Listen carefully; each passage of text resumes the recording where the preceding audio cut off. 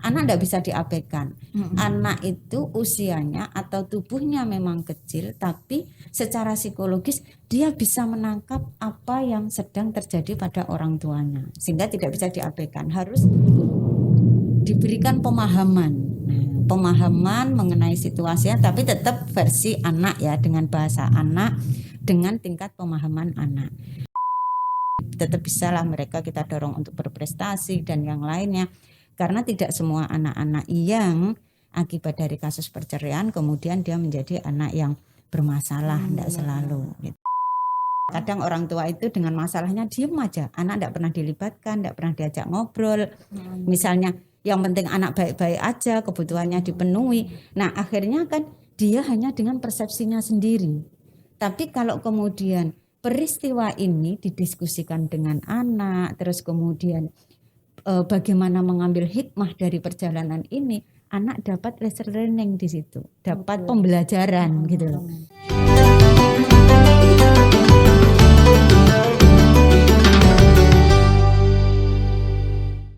Assalamualaikum warahmatullahi wabarakatuh. Alhamdulillah kembali lagi bersama saya Nur Ika Anissa dalam podcast spesial Ramadan Harian Surya Tribun Jatim Network. Nah kali ini saya tidak sendirian karena sudah datang tamu istimewa, Masya Allah.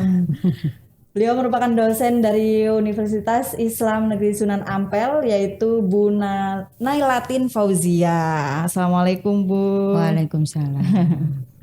Nah saat ini Tribuners kita akan membahas tentang bagaimana hubungan anak dan orang tua, terutama bagi orang tua yang single parent.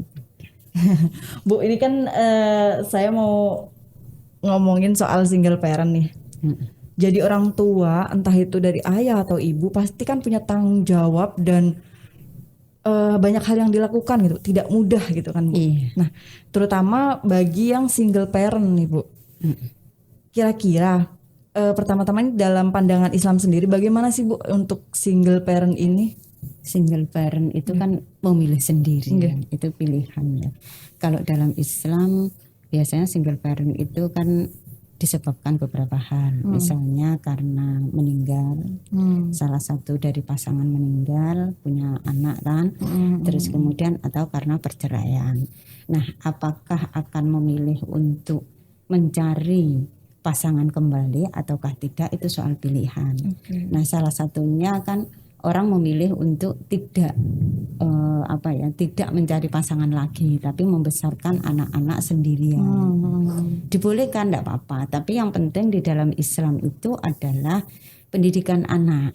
Nah itu kan peran orang tua ya dalam proses pengasuhan itu. Salah satu tugas orang tua itu adalah mendidik anak-anaknya, terutama tentang pendidikan agama. Itu. Nah kalau misal nih single parent atau single mom atau mungkin ayah yang disibukkan oleh kerja gitu Bu, di samping untuk mencukupi kebutuhan keluarga gitu kan Bu, tapi tetap pendidikannya harus penting nih, harus pada anak juga harus penting. Nah bagaimana tuh cara pengasuhannya gitu, atau mungkin ada metode pengasuhan yang lebih mudah gitu Bu, lebih ini tidak memberatkan satu pihak gitu, maksudnya dari anak juga tercukupi pendidikannya, dari orang tua juga tetap bekerja gitu. Kalau beda ya Mbak Ika ya, kalau misalnya kita mengasuh anak sendiri dengan berdua itu kan beda ya. Tapi ketika itu pilihan bahwa kita akan mengasuh sendiri, berarti secara mental orang tua, baik itu misalnya ayah yang memilih untuk mengasuh sendiri ataukah ibu, harus mentalnya disiapkan dulu. Karena anak itu kan butuh peran ayah dan ibu. Nah, kalau misalnya ayah atau ibu itu bekerja, kita bisa mencari pengganti. Pengganti itu misalnya contohnya adalah ketika ayah bekerja, maka anak-anak bisa pengasuhannya itu ada penggantinya. Misalnya carilah pengasuh yang tepat untuk anak-anak kita. Atau carilah pendidikan yang tepat memang untuk anak-anak kita. Jadi tidak bisa kemudian ayah orang tua bekerja, anaknya dibiarkan sendirian di rumah, itu kan tidak mungkin ya. Nanti malah kena kasus penelantaran anak nanti ya. Itu juga harus dipikirkan bagaimana anak tumbuh dan berkembang secara baik juga, hak anak juga terpenuhi. Jadi itu yang harus dipikirkan juga. Nah, hak anak itu tidak hanya terkait misalnya kebutuhan materi, enggak, tapi hak-hak psikologis anak. Jadi dia butuh rasa nyaman, dia perlu kasih sayang, dia kebutuhan untuk misalnya bagaimana berkomunikasi yang baik dengan orang tua dan yang lainnya, juga termasuk kebutuhan akan spiritualnya. Dan lingkungan kali ya Bu ya, lingkungan juga membentuk anak juga sangat ini. Oke. Tapi kalau misal nih untuk kemudian ada satu kasus ibu yang mental, kan soal tadi mental nih Bu ya. Iya. Misal, aduh saya Yang banyak itu ibu memang ya yang memilih single parent itu ya. Iya maaf. Memang Iya, seperti itu. iya kan Mbak Ika ya, yang banyak ibu memang. Kalau misal nih ada kasusnya ibu nih single parent, kemudian kebutuhan anaknya misal 3 gitu Bu. Kebutuhan akan ekonomi juga masih terus banyak kan Bu. Terus dia tiba-tiba aduh capek ini, bagaimana ini ngurusnya gitu. Nah sebenarnya kalau dari mental sendiri apa sih Bu yang harus dikuatkan gitu? Misal kita sebagai temannya gitu, teman dari si ibunya atau mungkin tetangga gitu. Apa sih yang bisa kita lakukan gitu untuk menguatkan? Jadi kalau untuk ketika enggak mudah memang untuk menjadi single parent ya tadi ya, kalau kita mengasuh anak dengan bersama itu kan jauh lebih ringan daripada sendirian, sehingga kesiapan mental terutama memang ibu yang memilih single parent itu penting. Kesiapan mental itu terkait dengan apa? Kesiapan bahwa apa sih yang akan dihadapi ketika dalam proses pengasuhan pada anak-anak kita. Nah, itu harus sudah dibayangkan lah. Oh, ini yang akan saya hadapi. Kalau kita tahu ini loh yang akan saya hadapi, secara mental itu kan siap. Nah, kemudian yang kedua, pasti kita akan dihadapkan pada situasi-situasi yang itu di luar kendali kita. Nah, itu mental kan juga harus disiapkan. Nah, juga kita perlu melatih misalnya dalam situasi tertentu itu apa yang harus kita lakukan. Contoh begini Mbak Ika ya. Ada banyak kasus kekerasan terhadap anak itu pemicunya adalah karena keterampilan orang tua dalam mengelola stres yang kurang. Jadi ada banyak stres, kemudian dia tidak bisa mengelola dengan baik. Yang kena sasaran siapa? Anaknya kan. Nah, sehingga terjadilah kekerasan pada anak. Nah, disinilah kemudian bagaimana mengelola emosi, bagaimana kecerdasan spiritual dan yang lainnya itu harus disiapkan, sehingga anak meskipun dengan single parent dia akan tumbuh dan berkembang secara baik juga di situ. Nah, kalau kita sebagai temannya misalnya, kita bisa menjadi pendengarnya, menguatkan dia ketika misalnya cerita oh ya aku gini. Nah, kita bisa menjadi pendengar, kita bisa menguatkan dia untuk bagaimana menghadapi situasi itu. Karena memang itu adalah suatu keputusan yang dipilih sendiri gitu ya Bu. Iya. Tapi tetap tidak lepas dari takdir Allah gitu. Misalnya yang ditinggal meninggal gitu kan Bu ya. Terus kemudian juga harus ikhlas dalam keadaan apapun gitu. Ketika menjadi ini pilihanku, jadi harus ikhlas dan harus kuat mentalnya. Tapi ketika itu untuk ibu atau ayah yang single parent gitu kan Bu. Iya. Terus bagaimana untuk seorang anak yang dia harus dihadapkan oleh orang tua yang memilih single parent gitu, atau orang tua yang mungkin mohon maaf terpisah gitu, harus pisah gitu. Nah, itu bagaimana sih anak harus mempersiapkan itu gitu. Nah, di sini komunikasi menjadi penting ya untuk memberikan pemahaman pada anak. Meskipun itu satu contoh dianggap dia masih anak-anak tidak paham, padahal sebenarnya mereka memahami misalnya single parent karena kasus perceraian misalnya. Kasus perceraian kadang anak kan dibingungkan, saya harus ikut siapa dan yang lain. Nah, untuk memberikan pemahaman pada anak, komunikasi sesuai dengan usia anak ini menjadi penting. Anak tidak bisa diabaikan. Anak itu usianya atau tubuhnya memang kecil, tapi secara psikologis dia bisa menangkap apa yang sedang terjadi pada orang tuanya, sehingga tidak bisa diabaikan. Harus diberikan pemahaman. Nah, pemahaman mengenai situasinya, tapi tetap versi anak ya, dengan bahasa anak, dengan tingkat pemahaman anak, sehingga anak mampu memahami situasi apa sih yang sedang terjadi. Dan di situ kita juga melatih dia untuk realistis terhadap kondisi yang ada, berdamai dengan realitas, dan kemudian memotivasi dia untuk terus mengembangkan kemampuannya. Jadi anak kan tetap dengan masa depannya. Nah, sehingga peristiwa yang terjadi pada orang tuanya ini dia bisa memahami dan dia bisa fokus untuk pengembangan dirinya. Jadi tetap bisalah mereka kita dorong untuk berprestasi dan yang lainnya. Karena tidak semua anak-anak yang akibat dari kasus perceraian kemudian dia menjadi anak yang bermasalah, tidak selalu gitu ya. Itu. Nah, berarti memang selain pengertian gitu juga ada harus kasih sayang ya Bu ya, jangan terputus meskipun mungkin orang tuanya bercerai gitu ya. gitu. Ya tetap wajib lah dua-duanya Mbak Ika ya. Kan tidak ada bekas bapak atau bekas ibu ya. Dan kewajibannya kan tetap toh. Benar sekali. Terus kemudian kalau misal dalam satu keluarga itu ada anak pertama dan anak dua atau mungkin salah satu anaknya itu dibagi gitu, misal ikut bapak kemudian yang satunya ikut ibu gitu. Ketika hubungannya rukun gitu mungkin mereka akan tetap menjadi keluarga yang penuh kasih sayang gitu. Tapi kalau misalnya dari orang tua ini udah kesel gitu antara ayah dan ibu itu udah kesel gitu, jadi itu akan mungkin berpengaruh kepada anaknya gitu kan Bu. Nah itu tuh bagaimana Bu ketika menghadapi situasi seperti itu? Disinilah memang kedewasaan orang tua dulu ya yang harus ditekankan. Oke lah mungkin kita tidak bisa menjadi pasangan yang baik, tapi anak-anak ini kan tetap anak-anak kita. Nah kan anak-anak mereka berdua. Benar. Nah itu kedewasaan dari orang tua inilah yang memang sebenarnya diharapkan. Gitu ya. Jadi mungkin mereka sudah punya pasangan masing-masing, tapi tetap gimana pun ini anak mereka berdua.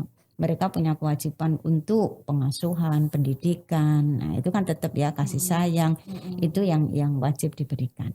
Nah, kalau ketika anak-anak menghadapi orang tua yang kemudian karena kasus perceraian dan memilih single parent dan mereka tidak akur, anak-anak ini kalau mereka memiliki kedewasaan untuk memahami itu mungkin ya enggak masalah kan ya.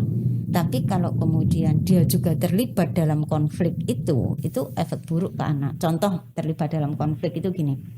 Yang ibu ngompori anak yang ikut dia. Yang bapak ngompori anak yang ikut dia. Ini kan enggak pernah akur. Nah, ini yang enggak dewasa kan orang tuanya ya. Itu dampak buruknya nanti ke anaknya di situ. Jadi ya kalau saya sih lebih mungkin memang hubungan tidak bisa sejalan, tapi tetap anak-anak menjadi tanggung jawab dan kedewasaan orang tua itu menjadi penting.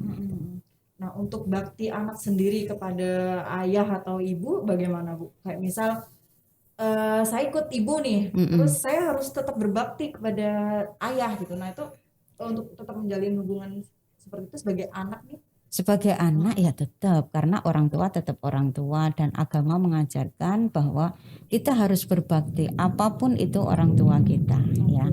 Itu tetap mereka yang melahirkan kita, terus kemudian mereka yang membesarkan kita sebagai anak harus tetap berbakti. Tidak boleh di agama tidak boleh kemudian kita membenci orang tua apapun itu kondisinya. Nah, tapi tetap kita berbakti. Nah, berbaktinya seperti apa?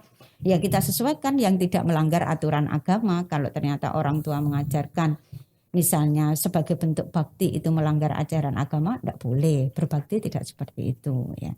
Jadi tetap sesuai dengan koridor-koridor yang diajarkan oleh agama. Nah, soal berbakti anak kepada orang tua nih Bu, terutama dalam hal single parent. Saya pernah menemui atau membaca ya, saya pernah membaca waktu itu tentang beberapa konflik gitu Bu, soal orang tua dan single parent gitu atau anak kepada ibu yang single parent. Biasanya itu anak kalau misal ibunya udah single parent nih Bu, lama misal 10 tahun atau 15 tahun gitu. Terus ibunya itu akan menikah lagi gitu kedua kalinya misalnya. Tapi anak ini udah terlanjur udah sayang sama ibu yang single parent gitu. Karena kasih sayang dia itu utuh dari ibunya itu sendiri kan. Terus kemudian ibunya akan menikah lagi. Tapi ada rasa kecewa gitu, entah dalam hal mungkin kurang dia tidak ingin kasih sayangnya terbagi atau mungkin dia tidak cocok dengan calon ibunya atau mungkin banyak hal lainnya. Nah, itu tuh bagaimana, Bu? Komunikasi kuncinya. Jadi bagaimana mengkomunikasikan apa yang ibu inginkan itu pada anaknya. Ya sampai saya yakin setiap anak punyalah sesuatu yang mungkin dia simpan.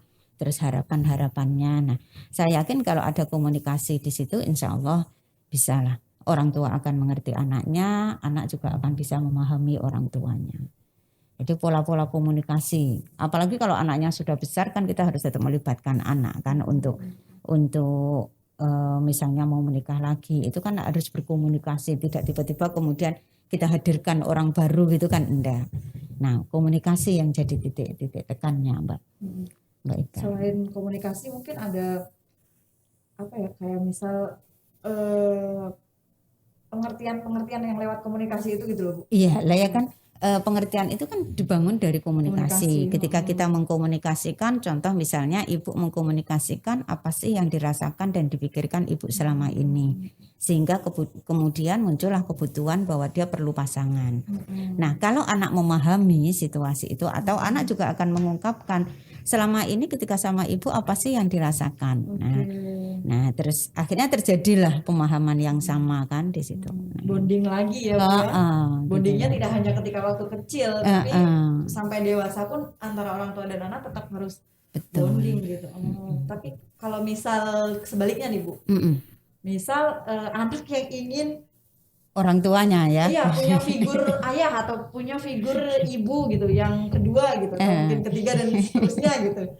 Nah itu, tapi orang tuanya nggak mau gitu kan, udah ngapain ini sakit hati kedua kali mungkin seperti itu. Nah itu bagaimana, atau mungkin kenapa harus menggantikan ayah atau ibu yang sudah meninggal gitu untuk kedua kalinya. Nah bagaimana, Bu, untuk menggantikan, adakah sosok figur yang lain gitu misal dari keluarga untuk menggantikan si saya kira itu keputusannya ada di keluarga ya, kira-kira anak akan seperti apa ketika.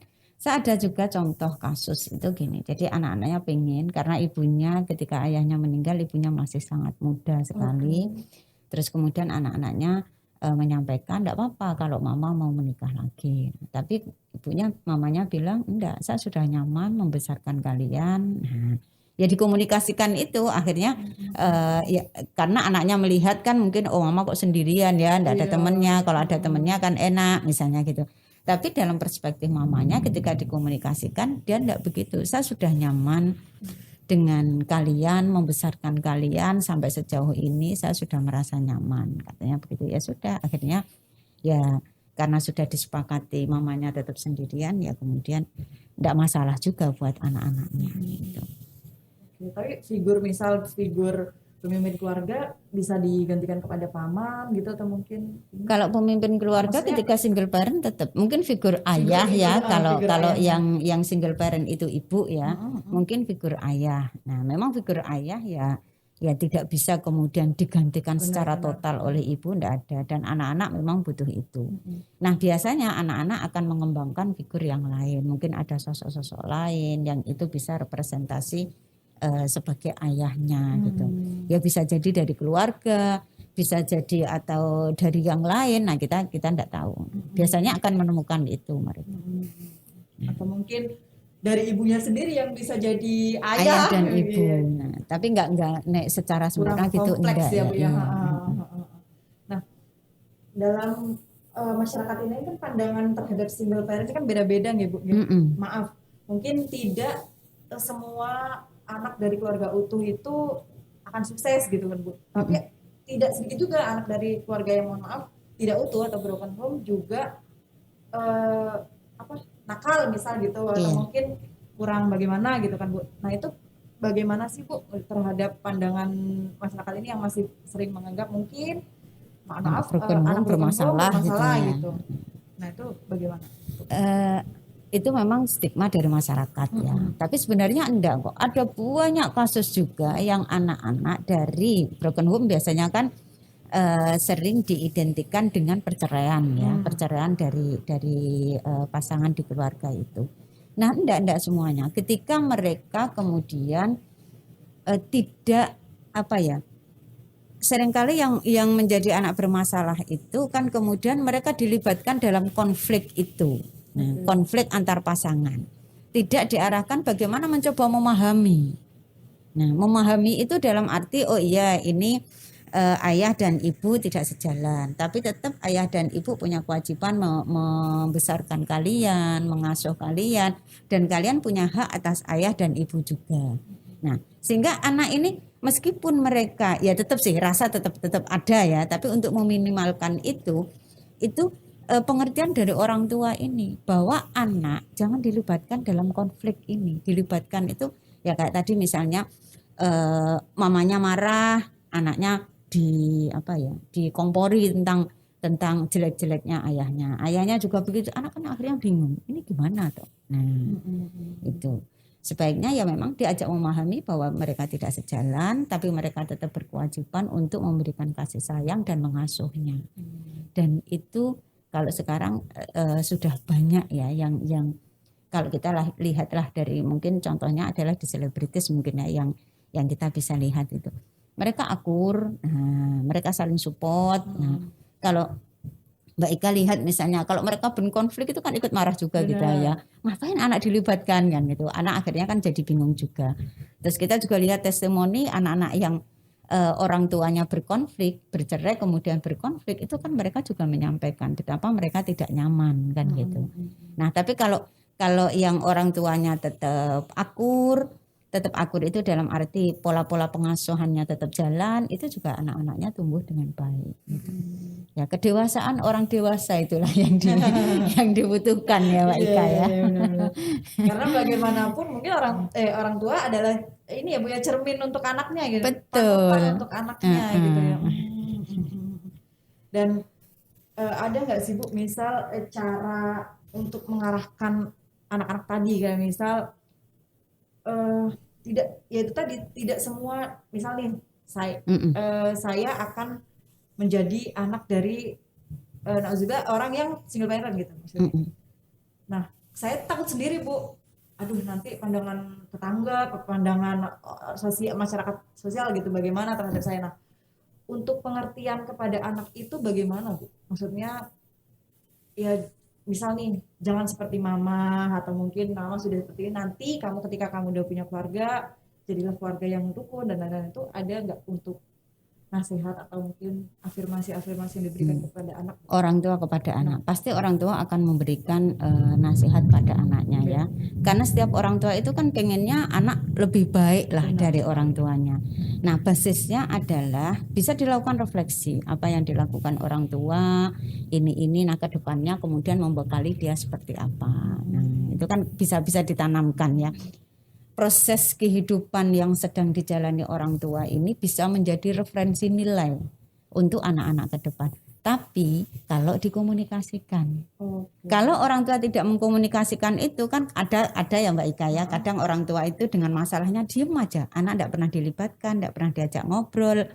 Misalnya yang penting anak baik-baik aja, kebutuhannya dipenuhi. Nah akhirnya kan dia hanya dengan persepsinya sendiri.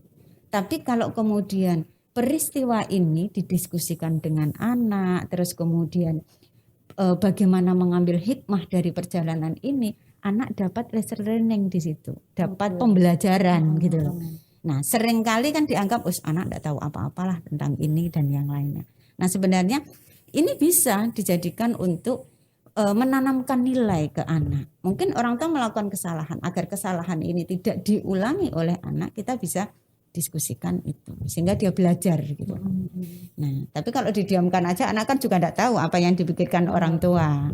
Permasalahan apa yang di keluarganya. Betul. Nah, kemudian kalau bagaimana sih orang misalnya lingkungan akan ngomong begini, kalau kuat di dalam itu anak juga akan kuat. Anak kan lebih tahu kalau orang tua terbuka ya sama anaknya, apa yang dilakukan, apa yang dipikirkan, disharingkan bareng-bareng, tapi tidak dalam kondisi emosional misalnya marah dan yang lainnya, tapi dikomunikasikan secara enak gitu ya, secara asertif. Itu apapun yang ada di luar, anak lebih paham gitu loh. Enggak kok mamaku seperti ini, dia begini. Bisa jadi malah dia akan bangga pada orang tuanya gitu kan. Nah, lambat laun juga dia akan bisa mengkanter ketika orang misalnya, oh mamamu begini, enggak, mamaku begini. Karena apa, di sini dia dikuati, diajak berkomunikasi tentang apa sih sebenarnya yang terjadi. Karena memang mungkin orang tua ingin anaknya lebih baik dari mereka, dan kemudian ingin juga hubungan antara keluarga itu tetap utuh ya, Tetap Bu, utuh. ya. Siapa sih yang enggak pengen Benar, keluarganya? benar sekali. Tapi kan ada sesuatu di luar kita kan. Itu masalah dari seorang ibu atau mungkin seorang ayah ya, Bu, yang tetap harus dikomunikasikan kepada anak-anak. Nah, kemudian bagaimana sih Bu nasihat-nasihat kepada orang tua yang single parent gitu, untuk tetap kuat mentalnya, terus kemudian untuk tetap menjalankan karirnya juga, misal bekerja seorang diri gitu. Itu apa sih Bu nasihat-nasihat yang mungkin akan disampaikan gitu terhadap orang tua atau mungkin anaknya juga gitu? Kalau pada orang tua, saya sangat memahami bahwa tidak mudah mengambil pilihan untuk single parent itu ya, karena semua pola-pola pengasuhan baik secara material, non material, psikologis itu ditanggung sendirian kan single parent. Nah, di sini butuh energi psikologis yang besar, energi psikologis, spiritual, religius yang besar, sehingga untuk orang tua yang mengambil pilihan single parent dikuatkan di situ. Nah, kalau di aspek psikologis spiritualnya kuat, insya Allah menghadapi hambatan-hambatan yang ada untuk mewujudkan anak-anaknya menjadi anak-anak yang soleh-solehah, itu hambatan jadi tantangan, sehingga akan bisa dihadapi semuanya. Saya yakin itu, karena dengan kondisi psikologis yang bagus, maksudnya yang kuat, kemudian spiritualitas yang kuat, itu insya Allah bisalah itu menghadapi itu. Makanya bagaimana mengelola emosi, bagaimana kecerdasan atau aspek spiritualnya harus diperkuat terus, terutama religius ya, aspek keagamaan. Dan kemudian untuk pendidikan anak ke depan, itu pendidikan agama penting. Nah, itu juga harus ditekankan. Bagaimana anak berbakti pada orang tua, itu pendidikan agama yang kuat menekankan itu. Sehingga jangan diabaikan lah. Jadi dalam pola-pola pengasuhan, dalam memberikan pendidikan agama juga harus menjadi prioritas di situ. Saya kira itu cuma itu. Mungkin selektif terhadap lingkungan juga gitu untuk perkembangan anaknya. Milih sekolah itu kan penting juga ya. Nah, bermain anaknya di mana itu kan juga penting untuk di pengasuhannya. Kemudian mengawasi anak seorang diri tanpa bantuan pasangan. Iya, bantuan itu kan bisa melibatkan orang lain, misalnya keluarga. Ya pengasuhan pembantu atau asisten rumah tangga itu kan bisa dilibatkan. Tapi memilih asisten rumah tangga kan juga harus cerdas. Iya. Itu emang sangat kompleks ya Bu ya kalau tentang single parent ini. Tapi untuk para single parent dimanapun tetap tadi ikhlas, kemudian menerima keadaan dengan cara menguatkan mentalnya gitu ya Bu ya. Terus kemudian tentang kewajiban kepada anak, terus kalian juga mencukupi hak-hak anak dalam soal pengasuhan maupun pendidikan seperti itu. Dan mungkin kita bisa menyampaikan bahwa nggak mudah gitu ya Bu ya untuk jadi, jangankan untuk single parent, untuk jadi orang tua saja mungkin tidak akan mudah gitu. Nah, kalau kita menyampaikan ini tidak mudah, kita berharap masyarakat support gitu loh. Benar sekali. Jadi dukungan masyarakat itu juga penting. Paling enggak punyalah persepsi positif terhadap pilihan single parent ketika orang memilih itu gitu loh. Nah, karena mereka juga butuh dipahami gitu iya, ya. Betul. Oke, dan juga butuh support dari masyarakat. Apalagi tetangga. Baiklah Ibu, ternyata ini waktunya sudah durasinya mulai tercukupi nih.